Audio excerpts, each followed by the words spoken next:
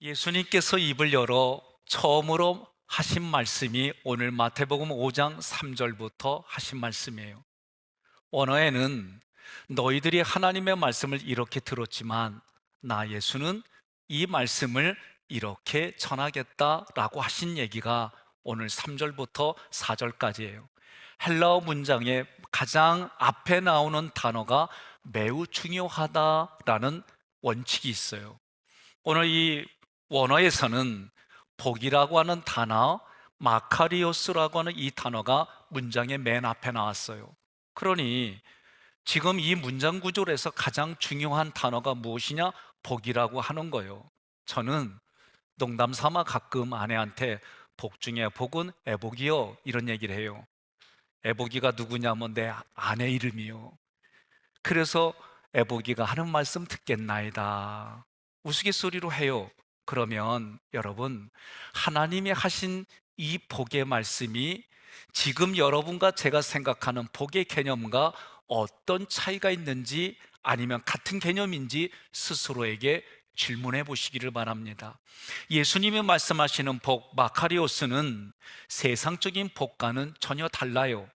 예수님이 하신 말씀을, 복을 물질로 접근하면 지금 예수님이 입을 열어서 하신 말씀하고 개념 차이가 있을 수밖에 없어요. 하나님을 믿으면, 예수님을 믿으면, 성령님을 믿으면 물질의 복을 받을 수도 있고 그렇지 않을 수도 있어요. 중요한 것은 오늘 성경이 말하는 복의 개념이 무엇이냐? 한마디로 말씀이신 예수님이 내 안에 왕으로 계시는 거예요. 이게 복의 개념입니다.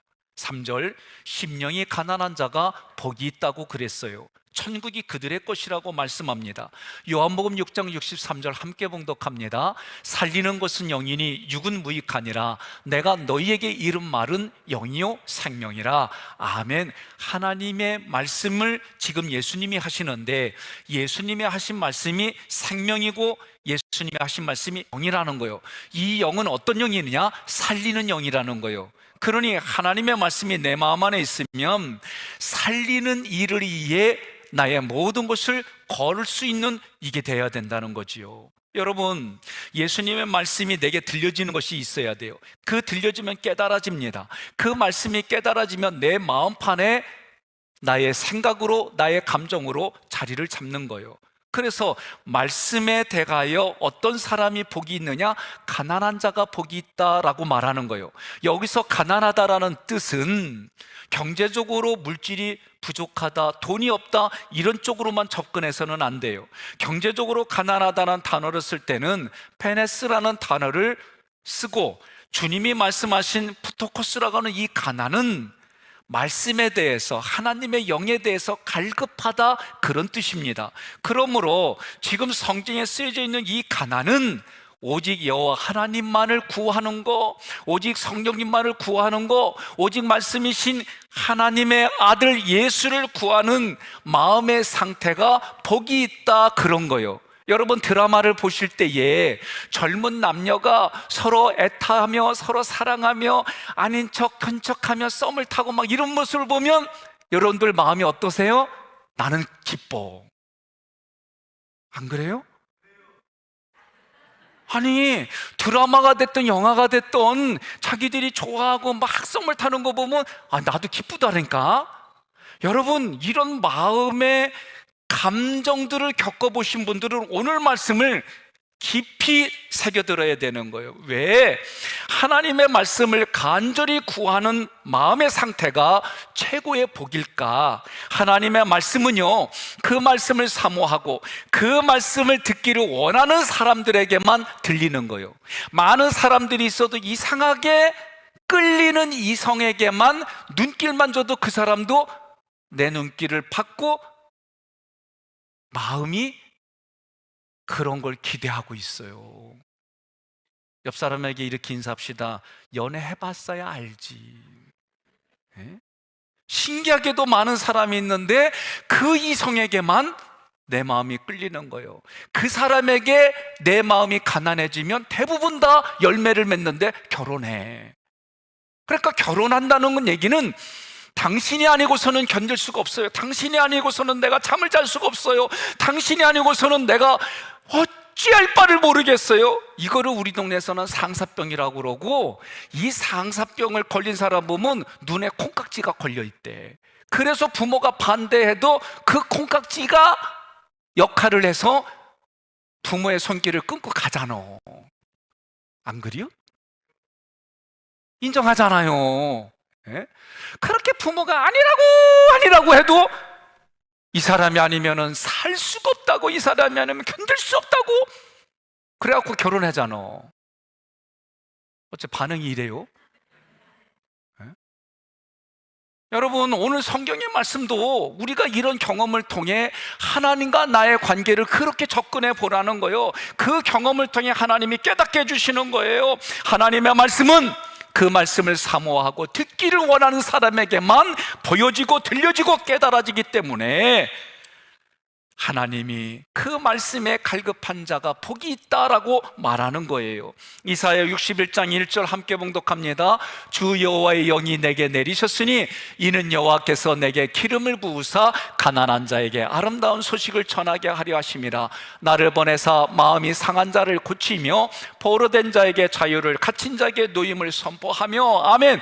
이 말씀이 아름다운 모습이라는 거요. 이것이 아름다운 복이라는 거요. 아름다운 소식이라는 거요. 아름다운 소식이 뭐냐? 상한 자, 마음이 상한 자를 고치고 포로된 자를 자유롭게 하고 갇힌 자에게 노임을 주는 것이 아름다운 소식이라는 거예요. 여러분, 아름다운 소식이 누구에게 전합니까? 가난한 자에게 전해진다는 거예요. 그러니 경제적으로 가난하다, 경제적으로 돈이 없다라고 접근하면 해석하기가 전혀 다른 얘기가 되는 거예요. 그러니 아름다운 소식은 누구에게만? 하나님의 말씀이 아름다운 소식인데 그 말씀에 갈급한 자에게만 하나님의 말씀이 들려지고 깨달아지게 하신다. 그렇다면 지금 나는 어디에 가난한가? 내가 지금 어디에 관심을 쏟고 있느냐? 여러분과 저는 출애굽기를 이미 공부했어요. 거기에서 광야를 겪어요. 어려운 일을 겪을 때마다 하나님이 그 훈련을 통해 하나님께만 초점을 맞추고 하나님께만 모든 관심을 가져라. 이게 우리에게 주는 시험이에요. 어려운 일 겪어요. 해결하려고 몸부림쳐요.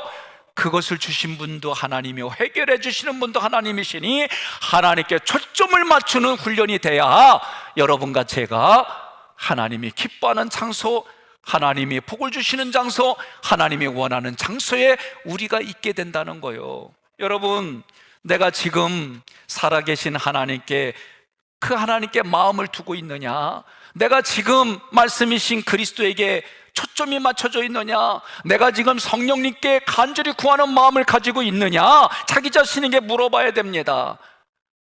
내 자신에게 물어봤더니 내가 지금 말씀에 대해 가난하지 않아요. 세상 것을 얻기에 내 마음이 가난해요. 그러면 성경은 그걸 간단하게 영적인 간음이다라고 말하는 거예요. 여러분, 하나님이 내 안에 확신을 주시면 내가 어느 자리에 있든지 만족이라는 단어가 내 가슴에서 나와요. 뿌듯해져요. 기뻐져요. 여러 가지 이해할 수 없는 하나님의 말씀들이 내 안에 힘을 주고 용기를 주고 세워주시는 현장들을 경험하게 되어 있어요. 여러분, 이제 내가 지금까지는 하나님께, 예수님께, 성령님께 가난하지 않았다면 지금부터라도 내가 하나님 진리의 말씀에 가난하고 성령께 가난하고 예수님 말씀에 가난하게 살겠습니다 선포하시기를 주님의 이름으로 권면합니다. 내가 가난한 마음으로 말씀을 봐야 돼요.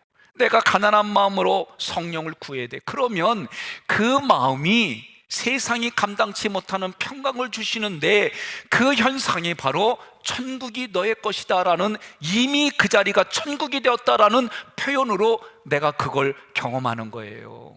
여러분, 결혼으로 비유했지요. 불같이 타오르는 그 마음이 막 올라가지고, 그래서 여러분들이 다 이렇게 결혼하신 거예요. 아니 근데 희한하네. 아니 이런 반응이 무슨 반응이요? 예? 아, 좋다는 반응이요? 내가 인지 오류가 됐어요. 좋다고 만났는데 살아보니까 별 볼 일 없네. 내가 콩깍지가 썼지. 나 그렇게 생각할 뻔했어요. 알겠습니다. 여러분, 말씀에 대하여 가난하고 진리의 말씀에 대해 가난하면 우리가 받는 복이 있어요.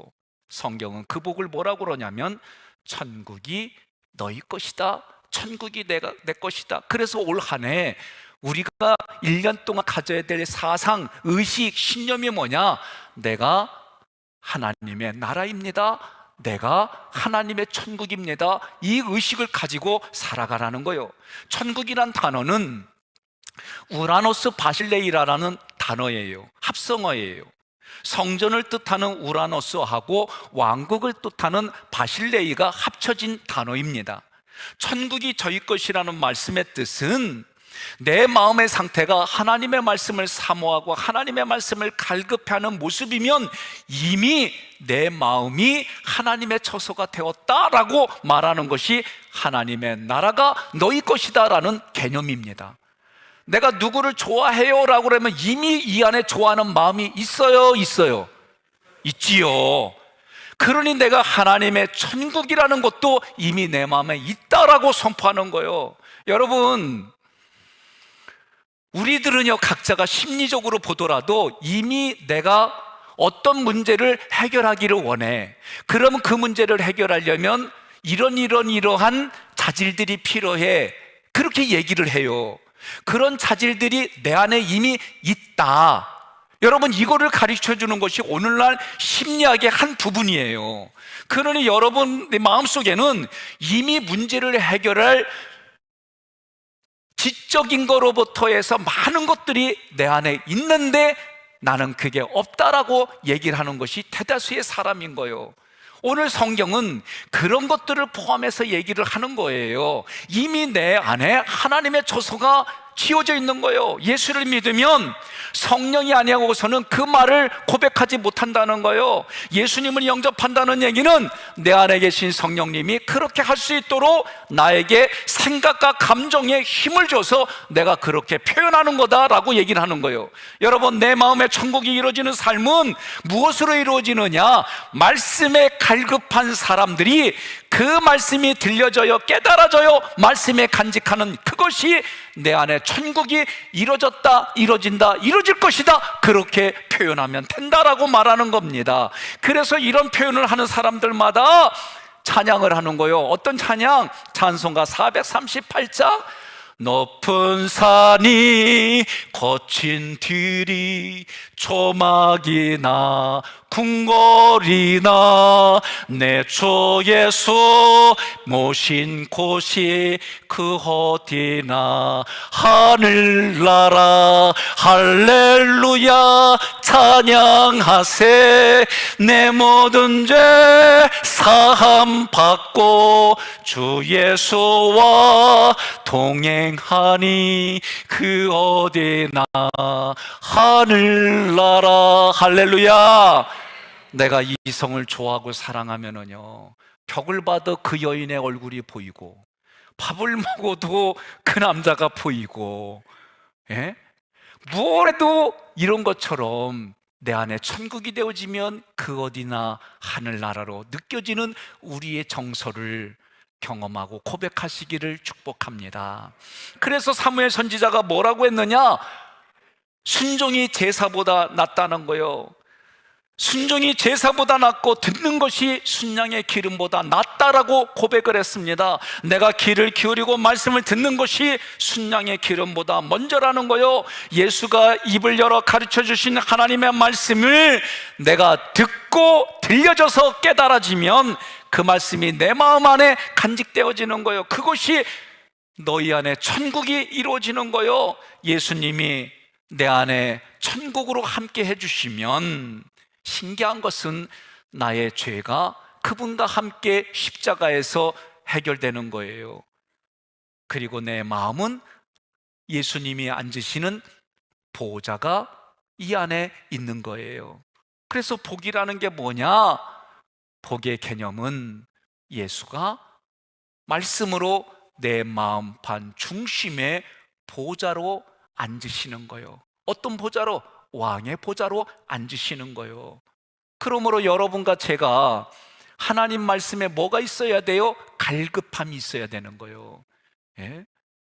결혼한 사람들은 다 공감하잖아요. 저 사람이 아니면 안 돼요. 의도 맞는데도 저 사람 안 돼, 안 돼도 그 사람 선택했잖아. 아니에요? 근데 왜 이 얘기만 하면 다들 조용하세요? 나 이해할 수가 없네. 이게 인천에 좋아한다는 표현이요? 내가 적응하겠습니다. 4절에 애통하는 자는 복이 있나니 그들이 위로를 받을 것이요. 여러분, 애통이라는 단어는 슬퍼하고 통해한다, 그런 얘기요. 이것을 어떤 단어에서 온 단어냐면은 구약의 유월절이라고 하는 단어에서 온 거예요.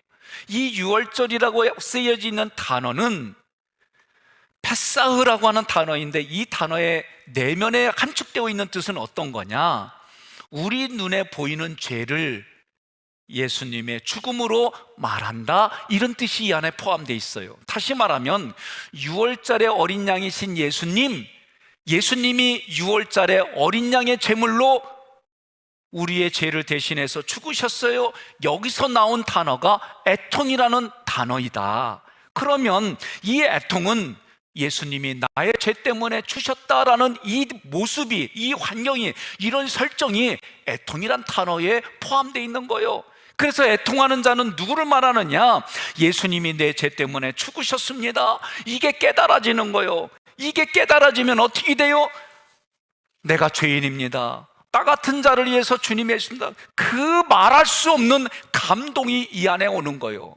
내가 사랑하고 좋아하는 사람이, 그래 나도 너를 좋아해, 사랑해, 그래서 함께 결혼하자 그럴 때, 이때 마음이 어떤 마음이요?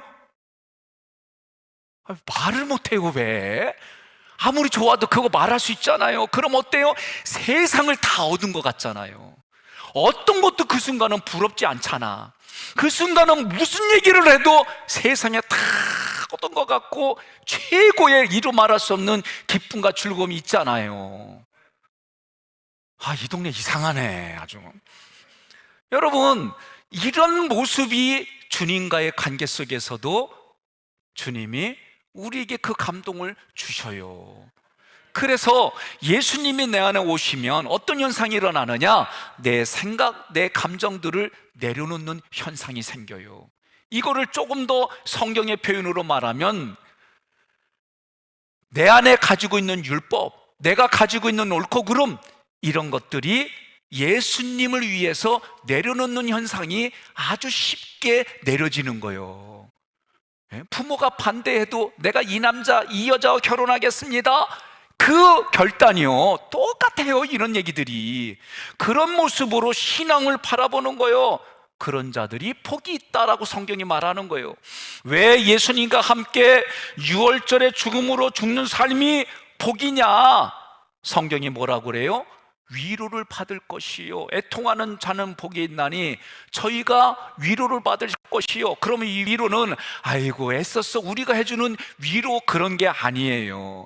이 단어는 보혜사 성령으로부터 온 단어예요. 그래서 6월절에 함께 죽고 함께 사는 마음을 가진 사람들에게 성령님의 위로가 함께 하겠다는 거예요. 성령님의 위로가 함께 있으면은요, 여러분, 이루 말할 수 없어요. 사람이 주는 거는 계속 줘야, 공급해야 돼.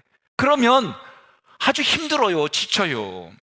그런데 성령께서 주신 위로를 받으면은요, 여러분, 거뜬히 그 자리에 일어나요. 그것 때문에 내가 이랬나 할 정도로 거뜬히 일어나요.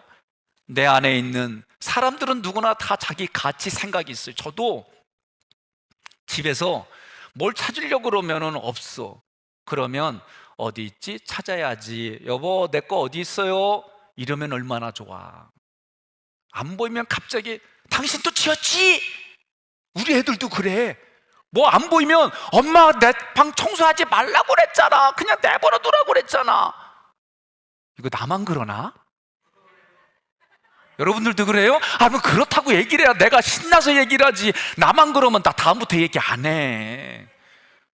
운전하다가 보면은요, 한 30분 기다려 가지고 줄 서 있어. 그러면 오른쪽 깜빡이 켜고 들어오려고 그러면은 아유 바쁜가 보다 하고 서주면 얼마나 좋아? 못 들어오게 1mm로 그냥 바짝바짝 붙어. 안 그래요? 아유 이제 좀 통하네.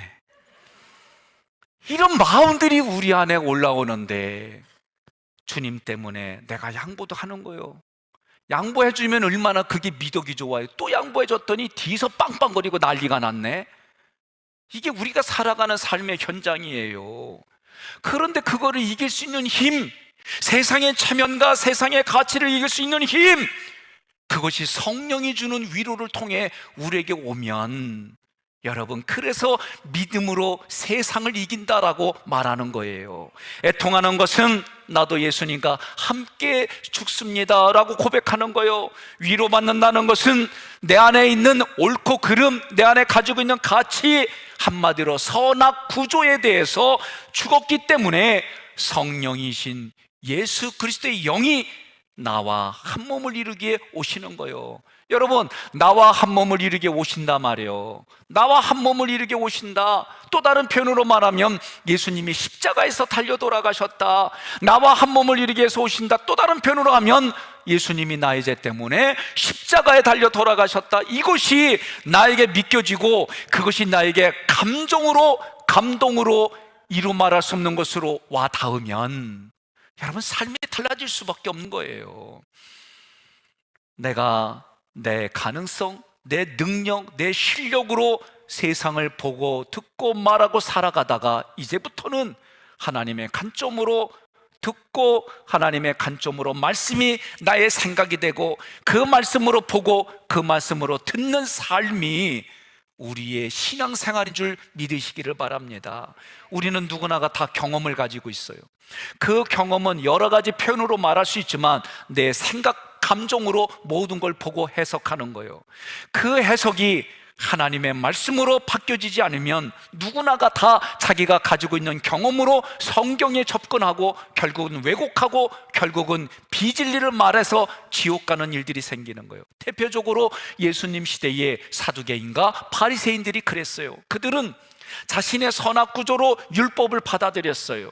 그래서 그 율법으로 사람들을 정죄했어요. 결국 그것이 비진리예요.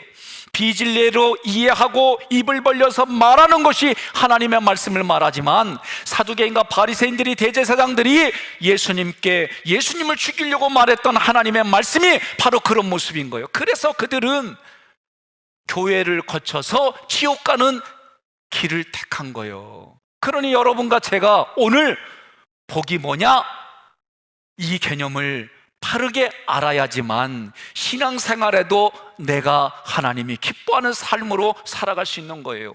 여러분, 애통하는 자에게만 위로를 받습니다. 다시 말하면 애통하는 자에게만 성령이 찾아오시는 거예요. 애통은 예수 그리스도의 죽음이 나를 위한 죽음으로 알아야 돼요. 그래서 내가 이제는 예수님과 함께 죽고 예수님과 함께 삽니다. 더 나아가 출애굽기 때 말씀드렸던 것처럼 예수님이 죽고 내가 살았다면 지금부터는 내가 죽고 예수님이 삽니다. 따라하겠습니다. 예수님이 죽고 내가 살았다면 이제부터는 내가 죽고 예수님이 사는 삶을 살겠습니다. 아멘. 구약의 수많은 소와 양과 염소들이 인간의 죄 때문에 살해당했어요. 다른 말로 말하면 제물이 됐어요. 죄 없는 소와 양들이 수많은 사람들의 그들이 지은 죄 때문에 대속의 제물로 죽었어요. 저는요, 어렸을 때 처음 먹는 고기요, 그냥 먹었어요. 맛있어요. 아빠 이거 무슨 고기야? 그랬더니 얘기를 안 해줘. 그러더니 그냥 먹으래. 그냥 맛있게 먹었어요. 그러다가 중간에 그래도 궁금해서 아빠 나 이거 처음 먹는데 무슨 고기야? 그랬더니 키우던 개 잡은 거예요. 내가 그 순간 먹질 못했어요. 진짜 안 먹는 게 아니라 맛있는데 순간 맛없게 변하고 못 먹겠어요. 이게 우리가 느끼는 정서들이에요. 그러면 내가 키우던 개도 그런 마음이 드는데 구약에 있는 백성들이 나 대신 죽는 동물들을 보며 나 때문에 죽는데 눈물을 흘리고 나 때문에 죽어가는 그 동물들에서 눈물을 흘리고 아파야 되는데 이것이 요식행위가 돼버렸어요. 여러분, 구제역이라는 거 아세요? 어떤 분이 나한테 구제역? 인천에 어디 역이 또 생겼어? 그러지 말고요. 구제역은 병이요, 동물들이 걸리는 병이에요. 구제역에 걸리면 다 잡아먹지도 않고 다 살처분해요. 살처분이란 얘기는 살아있는 채로 처분한다는 얘기요. 누가 주로 많이 했어요? 공무원들이 현장에 가서 다 체크하면서 구덩이 파가지고 묻는 거예요.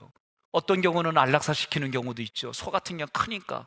그런데도 그 일들을 하던 공무원들이 신문과 뉴스에 나왔어요. 트라우마가 걸린 거예요. 그 동물들이 죽어가고 그 동물들이 부르짖고 막 살려달라고 몸부림친 것 느껴지는 이것 때문에 정신과 치료를 받고 그랬어요. 여러분, 제가 한번 질문해 볼게요. 우리가 수십 년 동안 예수님 믿으면서 예수님이 죽은 것 때문에 나 정신과 치료받고 트라우마에 걸릴 정도로 아파하신 분 손 들어봐요. 나도 얼른 내려야지. 제 경험에 이 부분이 많지 않아요. 정말 나의 아픈 경험을 통해 하나님 이걸 깨닫게 해주셨을 때에 내 마음으로 감당하지 못한다고, 하나님 앞에 하나님의 원하는 대로 살겠다고 내 스스로 내 입을 열어 그렇게 고백할 수밖에 없는 현장이 생기는 거예요. 그러니 여러분, 내가 이론적으로만 하는 것이 아니라 정말 예수가 내 마음으로 와닿는 거, 예수가 내 마음 안에서 정말 나를 위해서 십자가에 피를 흘리고 돌아가셨다는 이 사실이 나에게 실제가 되어지고 이것이 내 삶의 고백이 되어지면 여러분, 우리의 삶이 바뀔 수밖에 없지 않습니까? 우리가 마찬가지예요. 사람에게 감동을 주는 게 어떤 겁니까? 예? 내가 누군가에게 감동을 준다는 얘기는 내 말이 삶으로 뒷받침이 되어지고 살아가는 삶을 통해 그렇게 살아가는 게 보여질 때 우리는 감동이 되어지는 거잖아요. 저도 이거는 자신이 없어요. 저도 때로는 우리 애들을 보면서 윤리적인 판단이 벌써 올라와요. 그런데 한 번 더 생각하는 거예요. 나도 저 때 우리 아버지한테 어떻게 했지? 부전자전이요. 똑같은 모습을 보게 되는 거예요. 그러니 때로는 할 말이 없어요. 그래서 때로는 어떻게 해요? 기다려주는 거예요. 때로는 어떻게 해요? 그것 때문에 아파하고 기다려주는 거예요. 여러분, 이게 우리의 삶의 경험이에요. 성경도 지금 말하는 거예요. 하나님의 은혜를 주셔서 내가 그게 깨달아지기 전에는 알 수가 없는 것이 하나님의 사랑이고 은혜인 거예요. 부부도 서로 어렵고 힘들 때에 그 자리에 남아서 그 자리에 같이 그 문제를 해결해 줄 때에 서로 신뢰가 생기고 서로의 믿음이 생기잖아요. 하나님도 그런 거예요. 그래서 우리가 조금 아까 찬양했던 것처럼 주님이 내 안에 계시면 어느 자리에 있든지 그런 거예요. 여러분, 우리 장로님들도 이제 은퇴가 가까워지는 분도 계시고 은퇴하신 분들도 계세요. 세상의 직업의 은퇴가 60대 전후잖아요. 이제 이렇게 보면 더 할 일도 많은데, 오래전에 은퇴 설교를 하시는 조중기 목사님이 나 아직도 목회할 수 있다고, 그런데 법에 의해서 내가 그만두는 그 얘기가 가끔은 이렇게 가슴에 와 닿아요. 사랑하는 성도 여러분, 여러분과 저는 하나님이 주신 수명대로 이 땅을 살아가지만 이 땅을 살아가는 우리의 삶의 뒤안길은 너무나가 다 제각기입니다. 오직 여러분과 저는 말씀에 대해 가난하고 예수 그리스도의 십자가 죽음의 의미를 깨닫고 예수 그리스도와 함께 나의 옳고 그름을 내려놓고 주님의 말씀이 나의 옳고 그름이 대신하고 그 옳고 그름이 사람을 살리는 일에 쓰임받아서 여러분과 제가 내가 지금 살아가는 삶의 현장이 천국이고 내가 지금 살아가는 삶의 현장이 성령께서 주시는 위로를 통해 그리고 그것이 다시 다른 사람에게 흘러가는 생명수가 되고 다른 사람에게 다시 흘러가는 그리스도의 향기가 되기를 주님의 이름으로 축복합니다. 오늘 영상은 이제 사순절이 시작되지요. 작년도에 여러분과 제가 신앙회복 캠페인을 했습니다. 137명이 저금통을 주셨어요. 그 안에 합산해 보니까 550만 974원이 모아졌어요. 여기에 우리 김근석 권사님이 600만 원을 내놓으셔서 미추홀구에 1200만 원 가량의 쌀을 사서 보내줬어요. 이번에도 작은 동전을 모읍니다.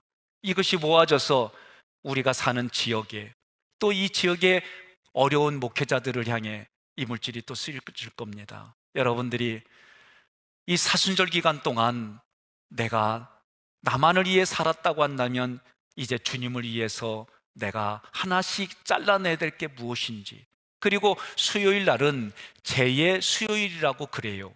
제의 수요일이란 얘기는 올리브 가지를 태워가지고 제를 만들어요. 거기에 올리브 기름을 넣고 으깨워서 잘 개워서 그 제를 이마에 십자가를 그리거나 손등에 십자가를 그려서 수요일을 날부터 사순절이 시작됩니다.